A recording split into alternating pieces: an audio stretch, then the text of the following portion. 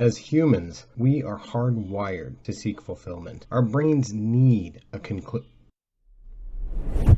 Addiction can be defined as being driven to do something that provides instant gratification despite the potential for long-term mental, physical, financial, or social consequences. Behavioral addiction, well, see all of the above, but without a substance. Rather, it's driven by an experience. Time is the most valuable and finite resource we have, so naturally, attention is currency. When we're invested in a story, experience, or something that holds our attention, we hunger for a satisfying conclusion. It, unironically, keeps us wanting more. The best storytellers know this. They set up a character and a plot that keeps the audience engaged and emotionally invested by making the character and the character's plight relatable. Goals and the obstacles preventing the protagonist from attaining those goals are defined very early on. In the world of content creation, we call this content marketing. We call it a hook. As the story progresses, the character becomes more developed as they overcome smaller obstacles on their journey towards the larger overarching goal. Goals become more defined, and the protagonist learns and grows with the promise of the goal being attained.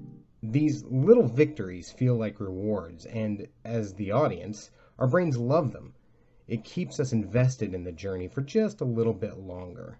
In this process, the protagonist's goals slowly become the audience's goals. So the audience continues to be invested until the inevitable, satisfying conclusion. As a storyteller, you keep your audience engaged by piquing their curiosity as often as possible. A good storyteller will keep the audience guessing, not sure what to expect next, but excited to find out. If you want to retain curiosity, keep asking questions. Curiosity is the key to retention. Curiosity is a hungry beast. You retain curiosity by feeding it more and more and more until the ultimate payoff, the promise fulfilled. If the audience enjoys their journey, they'll come back for more. It's not about the story. The journey in the story being told is what matters.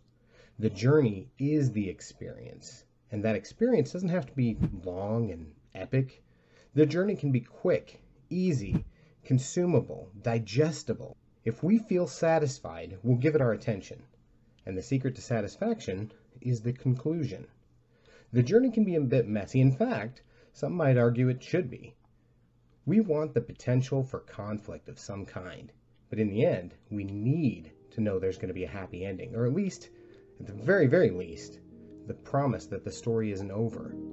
Especially if we're invested. The journey, the experience overall, and our place as the audience in it is what makes us feel connected. And when we feel connected to something, we get those warm fuzzies. And the warm fuzzies are what keep us coming back for more.